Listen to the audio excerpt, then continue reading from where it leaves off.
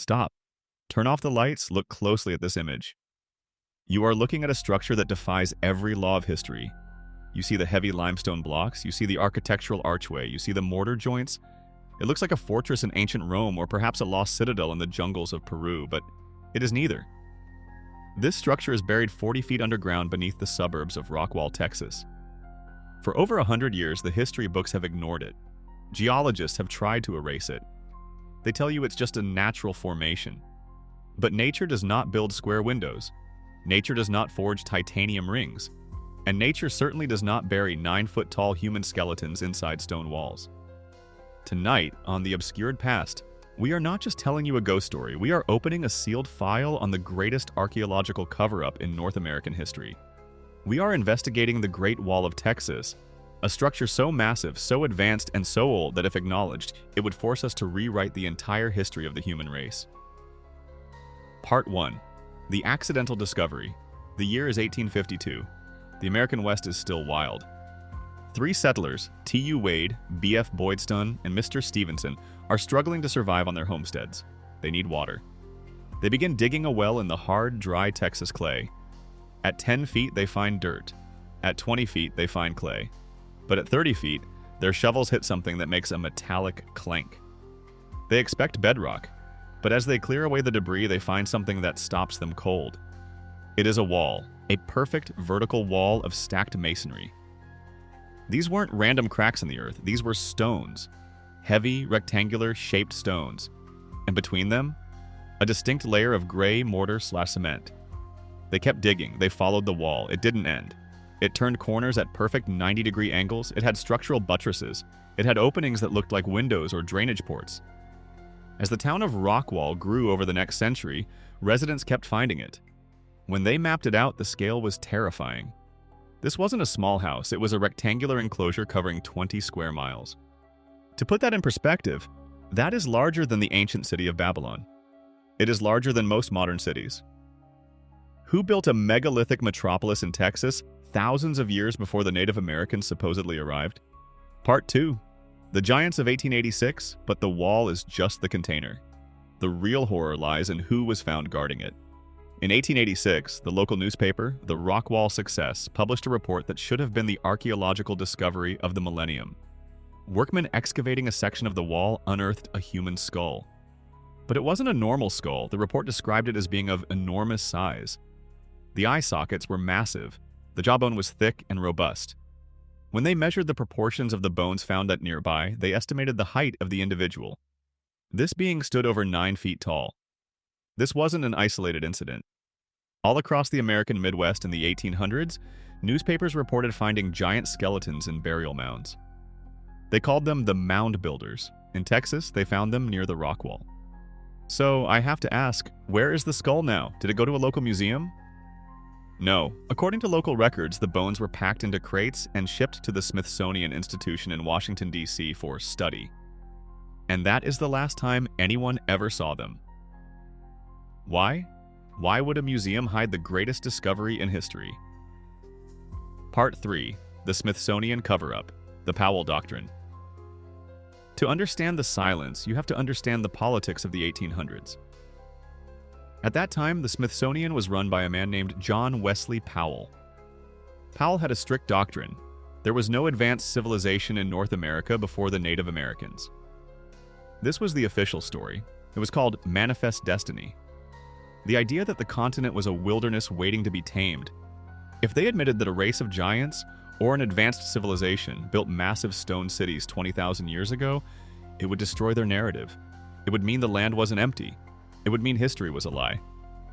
So, when the Rockwall bones arrived, they didn't put them on display.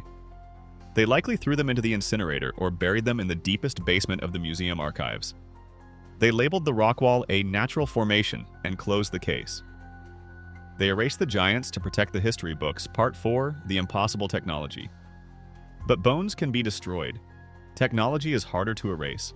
In the 1850s and later in the 20th century, miners and excavators found artifacts embedded inside the wall that defy all geological explanation. Item 1. A metallic disc. It was found embedded in a piece of the stone wall. It was corroded, ancient, and clearly manufactured. Item 2. Metal rings. These were composed of a strange alloy containing tin, titanium, and iron. Let's look at the science. Titanium is a modern metal. It requires extreme heat and advanced chemical processes to refine. Archaeologists tell us that the tribes of Texas were using stone arrows. So, who was smelting titanium in Texas 20,000 years ago? This is what researchers call an OPART, out-of-place artifact. It proves that the builders of this wall were not primitive hunter-gatherers, they were industrial engineers. They had metallurgy, they had masonry, they had mathematics. Part 5.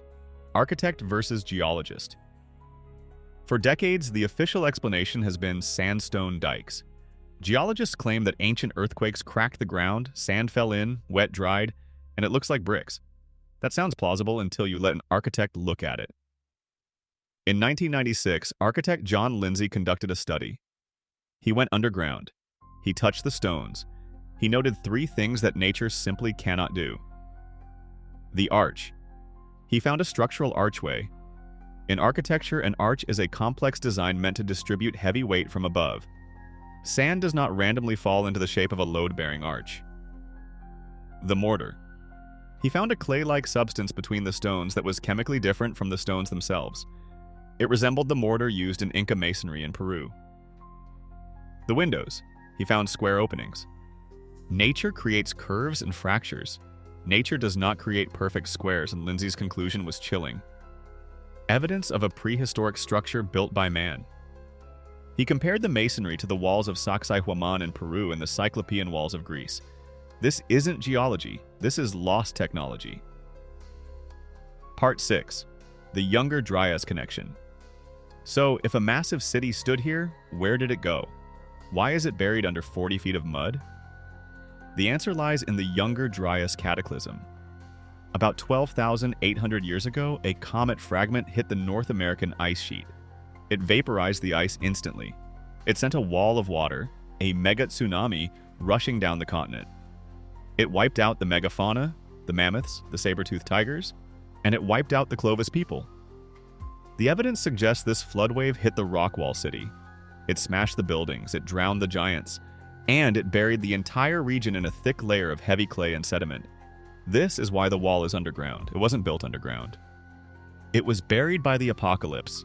We are literally walking on top of a pre-ice age grave. Conclusion: the forbidden truth. Today, the cover-up continues. The Rockwall remains unexcavated. Why? Because the ruins lie directly beneath the modern city. Under the courthouse, under the elementary schools, under the luxury homes. To excavate this site, the government would have to use eminent domain to bulldoze the entire town of Rockwall. Billions of dollars in property would be lost.